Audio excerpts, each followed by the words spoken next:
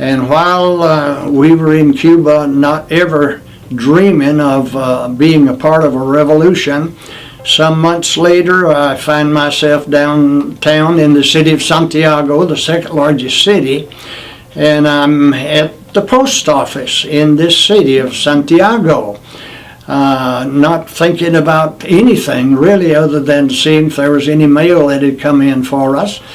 And the post office was so located that it was open on both ends of the building, one end on one street and the other end on another street. And all of a sudden gunfire begins in both ends of that building, and I'm in the middle and not having any sense of what's going on whatsoever. But when gunfire starts, you know something unusual is taking place.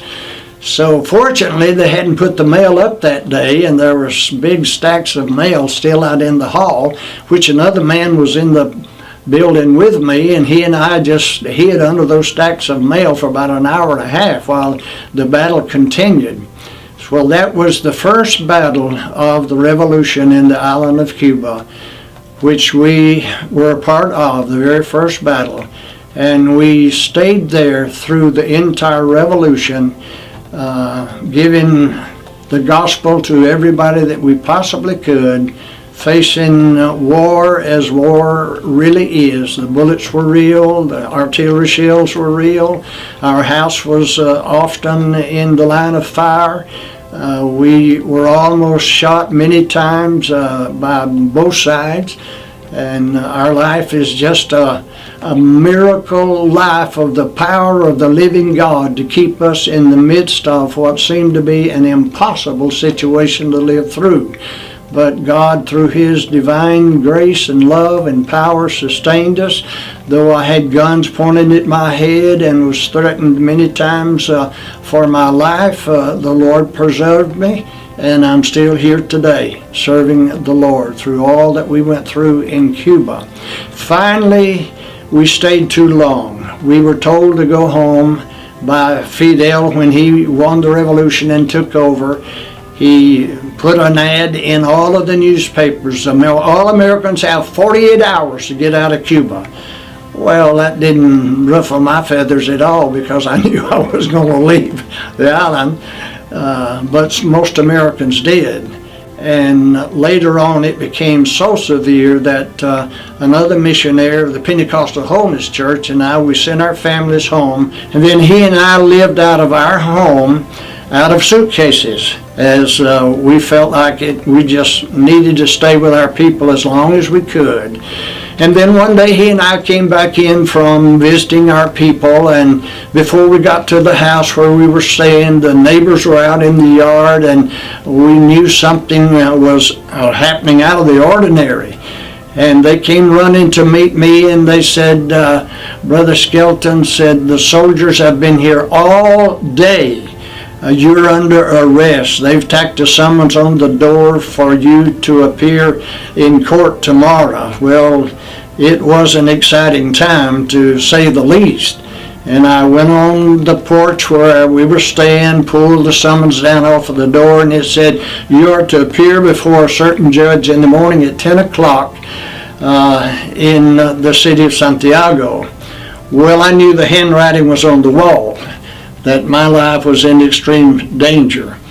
But I went to a very influential friend that was in the city of Santiago that I knew, and let him read the summons. And he said, well, Hugh, he said, I know the secretary of the judge that you're supposed to appear before in the morning at 10 o'clock. Says, let's go see him, which was a risk for me to take, because I could be turned in immediately.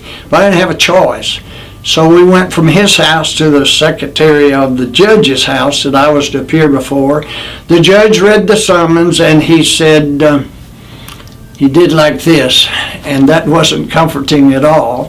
He said, I can lose my head for what I'm going to tell you, but said, you just told me that you have reservations on a plane tomorrow afternoon in Havana back to Miami. And he said, you don't have anything to lose. Said, go from my house to the airport here. All the people at the airport know you. You've been here 6 years. They know who you are. Tell them your situation and to hide you in the terminal. And the next plane that comes in, it doesn't matter where it's going, just to hide you on that plane to get you out of here if you can. So we went from his house to the airport. And they did just that. They hid me in the terminal, and fortunately the next plane that came in was going to Havana. I had a reservation out of Havana the next afternoon to Miami at 2 o'clock, which the Lord knew. So I just got to get to Havana in time to catch that reservation, which I did. I got to Havana at night, was questioned, hours of questioning by the soldiers of Fidel Castro as who I was and why I was leaving the island. Of course, they didn't know I was under arrest. So that afternoon at 2 o'clock, we loaded on that plane, and I felt like I was indescribably joyful that I was going to get out of having my life taken from me on the island of Cuba. So the pilot, he cranks a 2-motor plane up, and we start taxiing out, and all of a sudden he cuts the motors of the plane, and I see 2 soldiers walking out of the terminal. And my heart just sank. I thought, Lord, I've got this close to getting out, and they've caught up with me. But fortunately, the soldiers came on the plane, and they took someone else off, another man off of the plane, and did not disturb me. So thanks be unto God, he wasn't through with my ministry, and so I made it safely to Miami.